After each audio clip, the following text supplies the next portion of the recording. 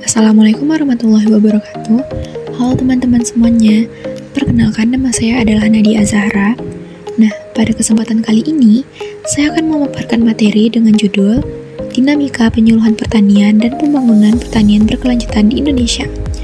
Materi ini membahas bagaimana peran penyuluhan pertanian terus berkembang seiring perubahan zaman dan bagaimana penyuluhan berkontribusi terhadap terwujudnya sistem pertanian yang berkelanjutan di Indonesia.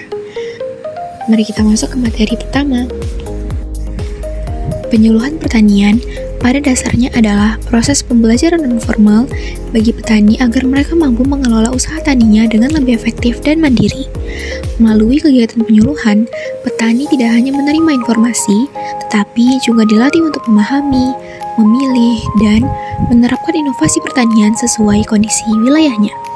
Di sini, peran penyuluh sangat penting, bukan sekedar sebagai pengajar, tetapi juga sebagai fasilitator dan jembatan antara sumber teknologi, kebijakan pemerintah, serta petani di lapangan. Sistem penyuluhan di Indonesia telah mengalami banyak perubahan. Dahulu, penyuluhan lebih bersifat instruktif atau top-down, di mana petani hanya sebagai penerima informasi. Namun kini, penyuluhan sudah bersifat partisipatif, yaitu petani dilibatkan secara aktif dalam proses pembelajaran.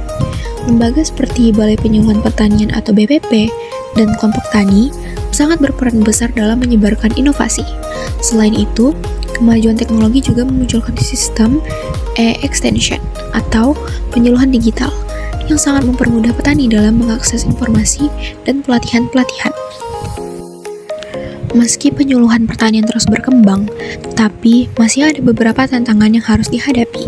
Pertama, jumlah dan distribusi penyuluh yang belum merata di seluruh daerah. Yang kedua, keterbatasan petani dalam mengakses teknologi modern, pasar, dan permodalan. Selain itu, perubahan iklim dan degradasi lingkungan juga sangat mempengaruhi produktivitas pertanian. Dan yang tak kalah penting, menurunnya minat generasi muda untuk berkarir di sektor pertanian sangat menjadi tantangan yang besar bagi keberlanjutan sektor pertanian. Menurut Sumarno 2010, pertanian berkelanjutan merupakan upaya pembangunan pertanian yang memperhatikan efisiensi ekonomi, keadilan sosial, dan kelestarian lingkungan dalam satu kesatuan sistem produksi. Pilar yang pertama yaitu efisiensi ekonomi, yaitu adalah peningkatan produktivitas dan pendapatan petani. Yang kedua, keadilan sosial, yaitu penguatan kelembagaan petani serta pemerataan kesejahteraan. Yang ketiga, kelestarian lingkungan, yaitu menjaga ekosistem, kesuburan tanah, serta efisiensi penggunaan sumber daya alam. Karena itu, penerapan teknologi hijau, pertanian organik, dan konservasi sumber daya menjadi bagian penting dari konsep keberlanjutan ini.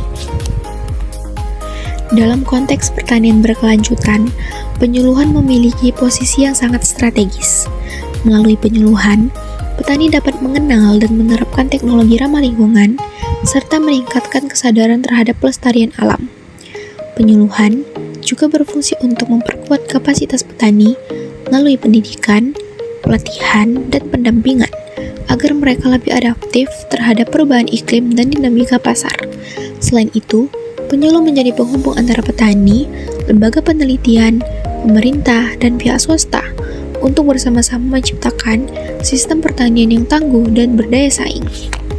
Strategi penguatan penyuluhan itu meliputi peningkatan kapasitas penyuluh melalui pelatihan dan sertifikasi kompetensi, optimalisasi teknologi informasi dalam kegiatan penyuluhan atau cyber extension, meningkatkan kolaborasi lintas sektor antara pemerintah, akademisi, swasta, dan petani.